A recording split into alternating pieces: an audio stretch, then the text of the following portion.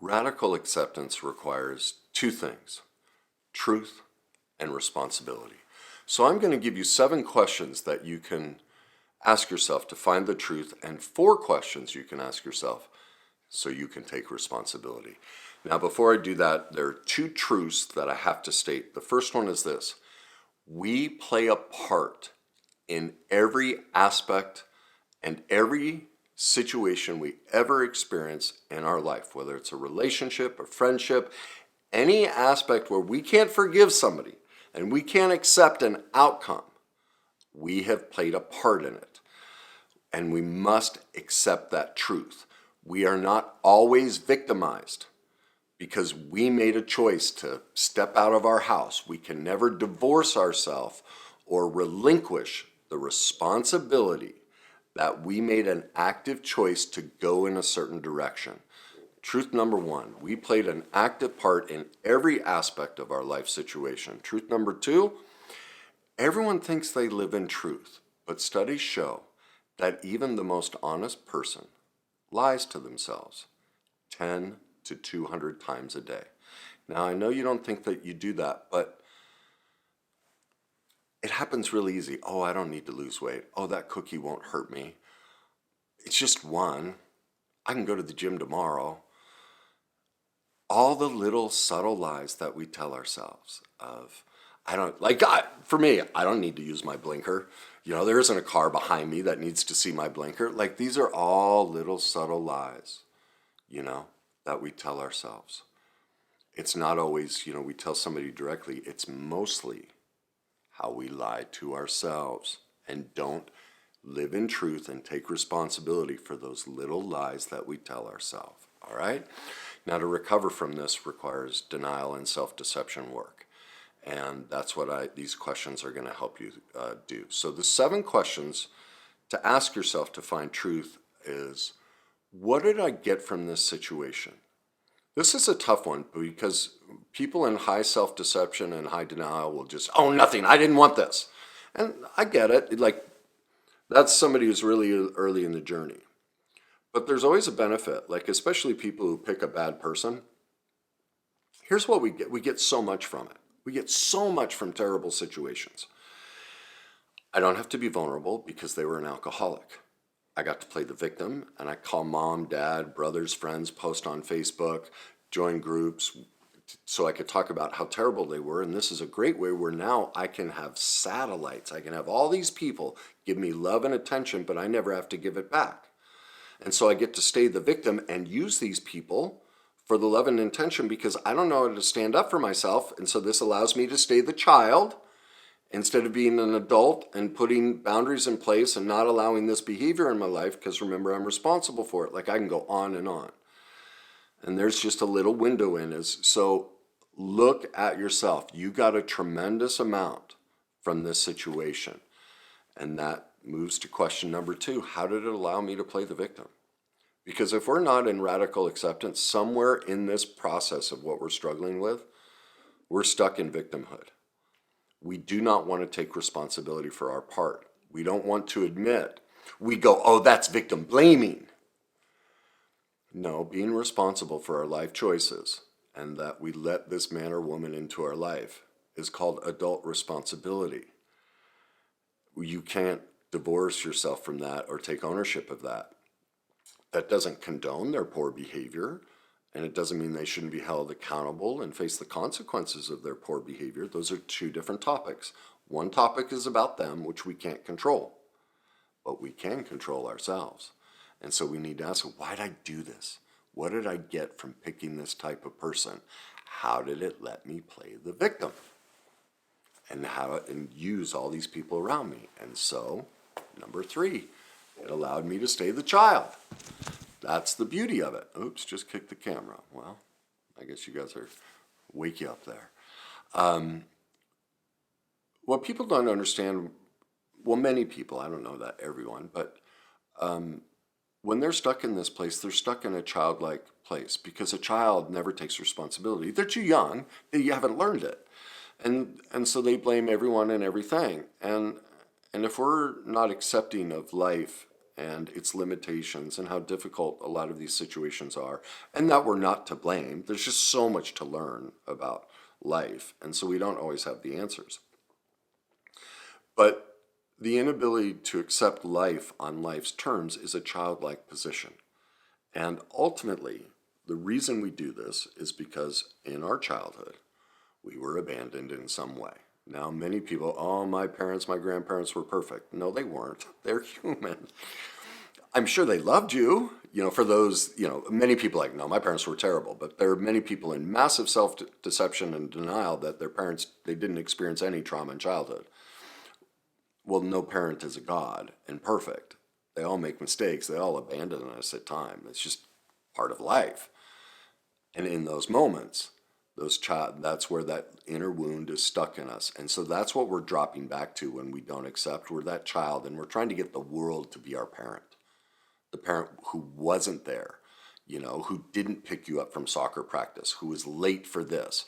All of those little things. That's what you're experiencing when you're lacking radical acceptance, is the wounded child in you who's trying to stay the child and get the world to be your parent. Number 4, how did it allow me to not take responsibility and make them and the world my parent? Do you see how even as I talk about one, it just leads it, they're all conjoined. It's all part of it. And so, like I just said, we drop into that wounded child state. And the reason we do that is the victim position is an attempt by us to get the world to be the parent we never had. Now, don't get me wrong, grief, I'm not saying you should just be stoic and shouldn't be upset about any of this or complain, that's part of the recovery process. It is healthy and normal to moan and point the finger at them and all of that. That's wonderful. We need to do that. But we can't stay stuck there. And somebody without radical acceptance is stuck in the childlike position, asking the world to be their parent, instead of taking adult responsibility, moving and learning how to mature out of that childlike victim position. All right? And so they need to start recognizing, wait a minute, who am I placing in the world as my parent to try and fix this situation and avoid taking responsibility for doing it to myself? Number 5, how did it allow me to make them the guilty one? This is what's called the disempowered victim position, and it's a narcissistic position. So the people that are stuck without radical acceptance, they tend to fall into more that disempowered codependent, who then covertly becomes falsely empowered by being the perfect one.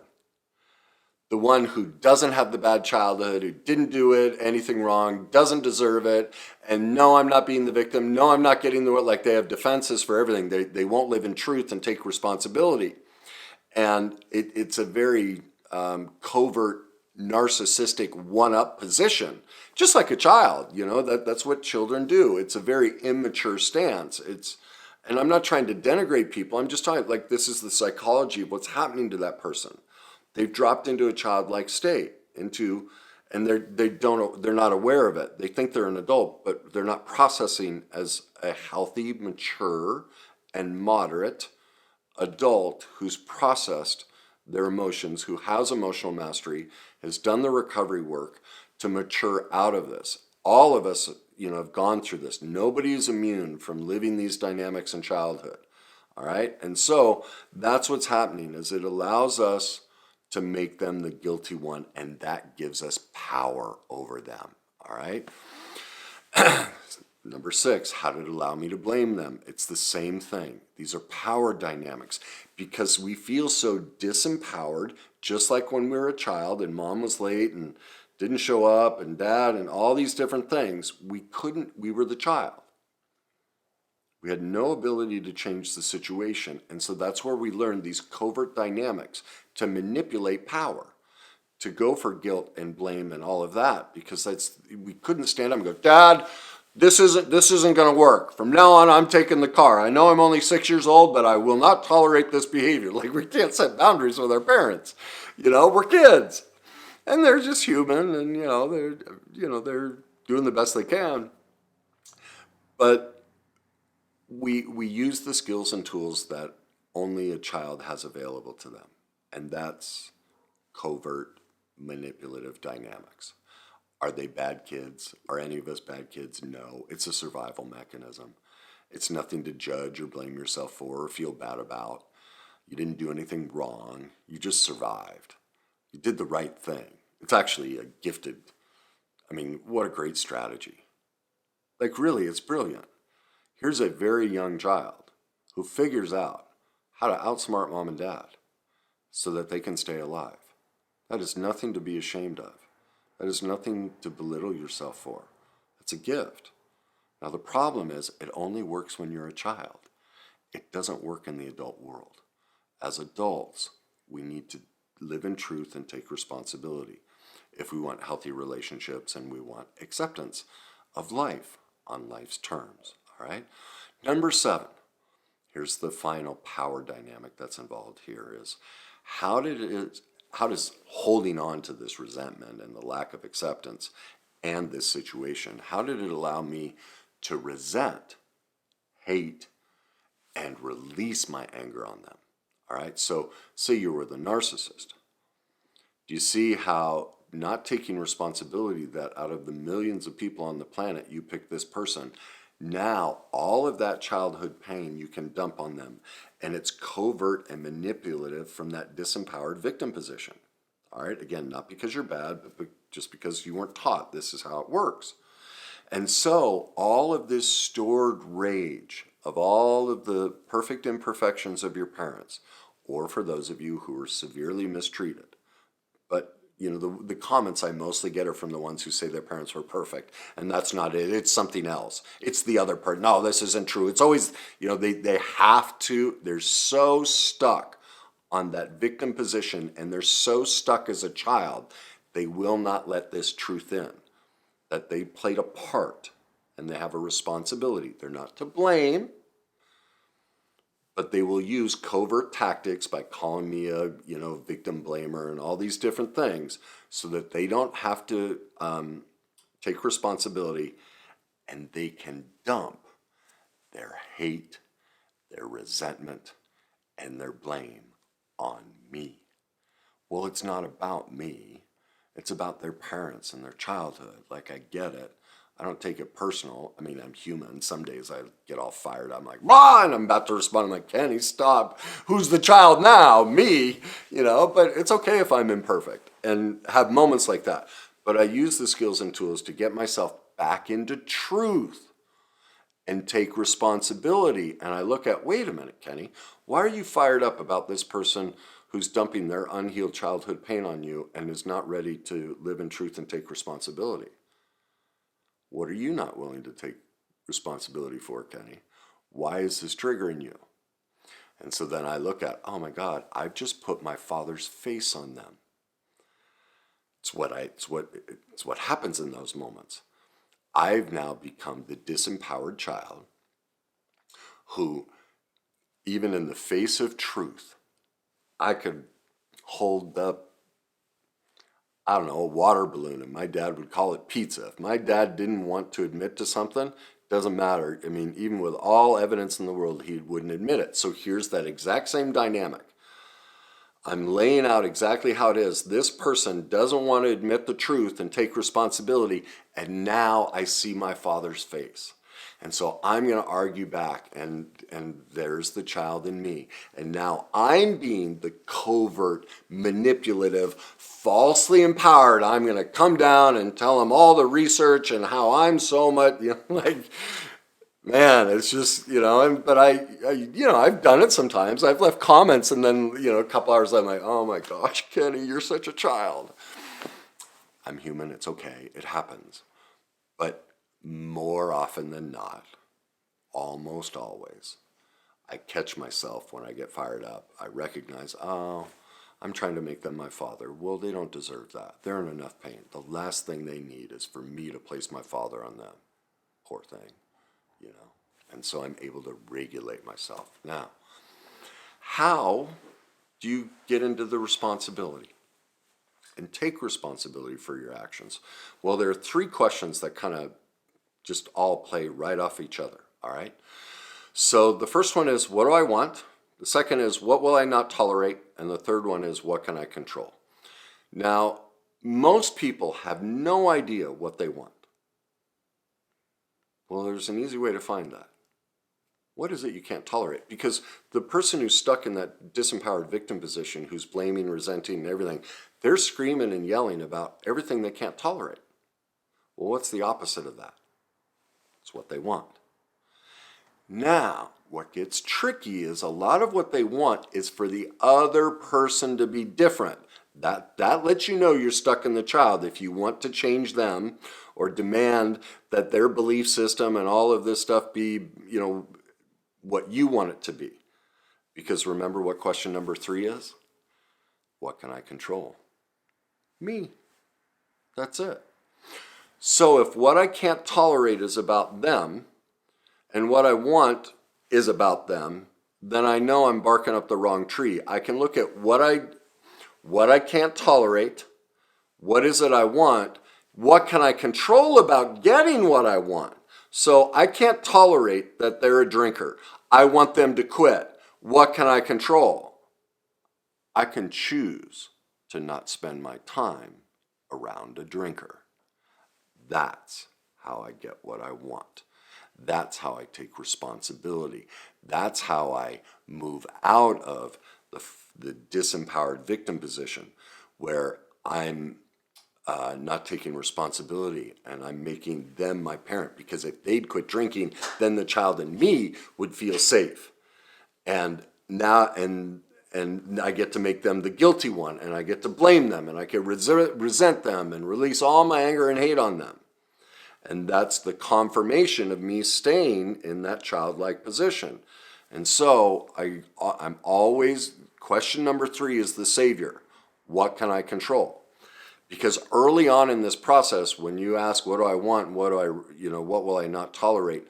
Most often, depending where you are in the recovery journey, those early in the recovery journey, what they'll tend to pick, when they talk about what they can't tolerate, it's usually somebody else's behavior. They want to control somebody because they're caught in that childlike, remember the power dynamics, they're caught in that childlike position. If somebody grows in maturity and learns to stop making the world and everybody else their parent and becomes the parent that they never had, then they start to recognize, wait a minute, what can I not? It's not that I can't tolerate their drinking. It's that I can't tolerate that I'm allowing this person into my life. What do I want? But do you hear the difference? They started off by blaming their drinking. As they matured, they take responsibility. They no longer blame them. They take ownership of, wow, I let this person into my life. I can't tolerate treating myself this way. That is not what I want. What can I control? Me. What plan can I put in place so that I stop treating myself this way and choosing alcoholics or whatever it is? So that's the maturation process. It usually starts with, can't tolerate this, want them to change, but focus on what you can control, and that helps break that denial and self-deception and disempowered victim position down. And you'll know you're getting further along when you look at a situation and instead of trying to control other people, places, and things, you see your part in it. You recognize, remember, the 2 truths. We are always responsible. We play a part in every life situation. And so if you can't tolerate something, you'll know you're getting into maturity and moderation when you look at a life situation and you see your part as what you can't tolerate.